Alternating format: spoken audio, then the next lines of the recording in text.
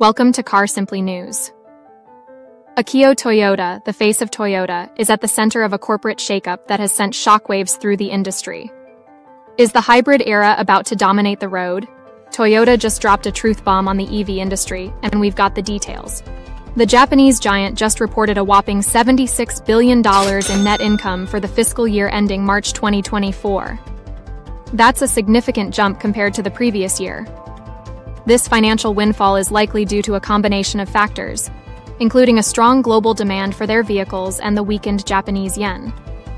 Explained simply, when you sell things in other countries and your money is worth more, you make more money. Even though Toyota sold about 4.7% fewer cars, they still sold more cars than any other company in the world for the fifth year in a row. But more on that later. Impressive as these figures are, they don't tell the whole story. You'd think with numbers like that, Toyota is sitting pretty, right? Well, not exactly. Behind the scenes of this financial triumph, a storm of controversy is brewing. Critics are questioning every move the automaker makes. The company has found itself in the crosshairs of both environmental activists and financial analysts. Despite Toyota's overall success, its chairman, Akio Toyoda, has faced significant criticism from different entities. First, environmental groups have raised concerns regarding the company's pace of electrification. Then, critics argue that Toyota's hybrid focus, while positive, isn't enough to combat climate change.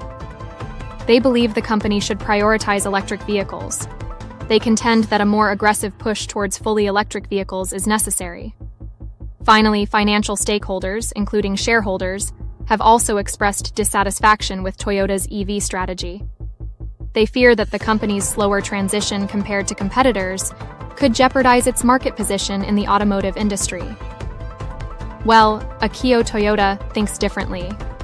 His stance is that the EV technology is not mature enough at the moment, and there's a lack of infrastructures to maintain this technology. He worries that there aren't enough places to charge electric cars, and that there might not be enough electricity for everyone if we all drive electric cars. He wants to make different kinds of cars like hybrids, cars that run on hydrogen, and electric cars. He thinks this is the best way to help the environment. Toyota is also investing in new battery technologies, like the Blade battery, which is designed to be safer and more efficient. This battery is part of their effort to improve EV performance and safety. Toyota's vision for the future is that electric cars will only be about 30% of all cars in the future. They think most people will still drive hybrid, hydrogen, or regular cars. This is different from what some governments like Canada and the United States think. They want everyone to drive electric cars by 2030.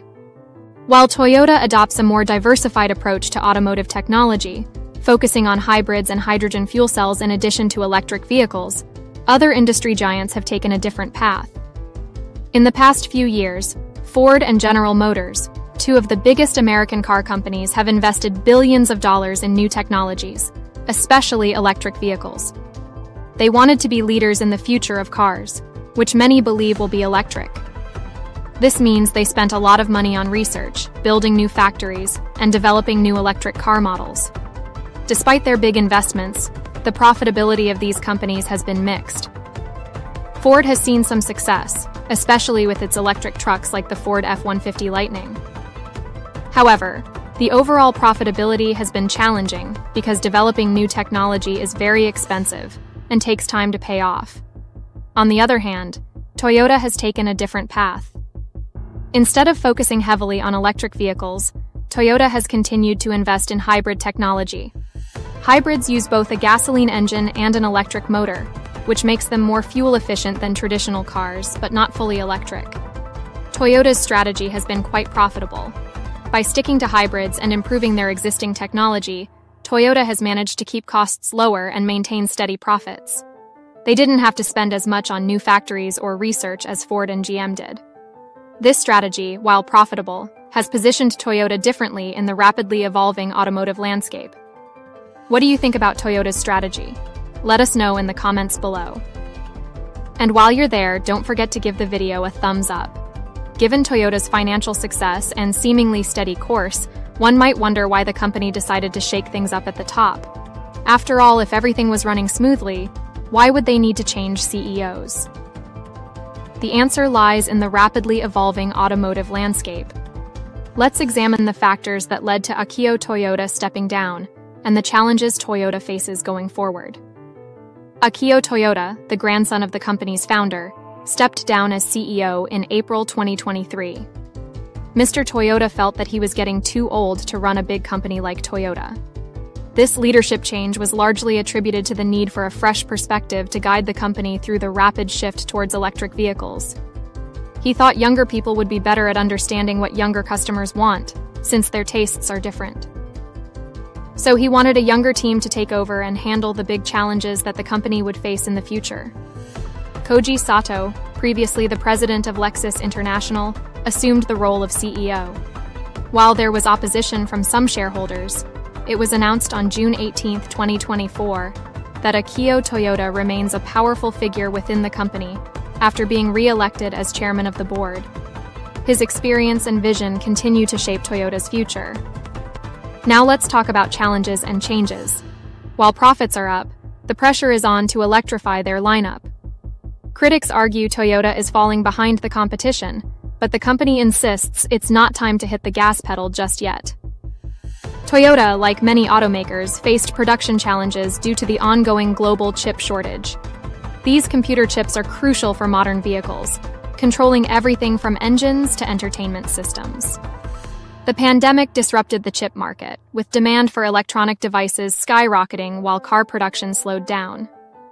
Despite these hurdles, Toyota managed to navigate the crisis more effectively than its competitors, delivering strong financial results and solidifying its position as an industry leader.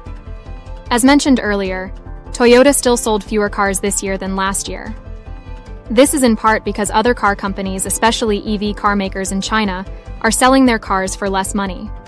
Cars that run on electricity are getting more popular, and it's harder for Toyota to compete with those companies.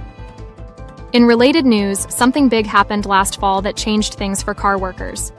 The UAW, a union that helps people who work at car companies, went on strike at Ford, General Motors, and Stellantis. This was the first time all three companies had a strike at the same time. After some time, the UAW got new deals for the workers. These deals mean workers will get paid more and have better benefits. But first, the workers need to vote on the deals.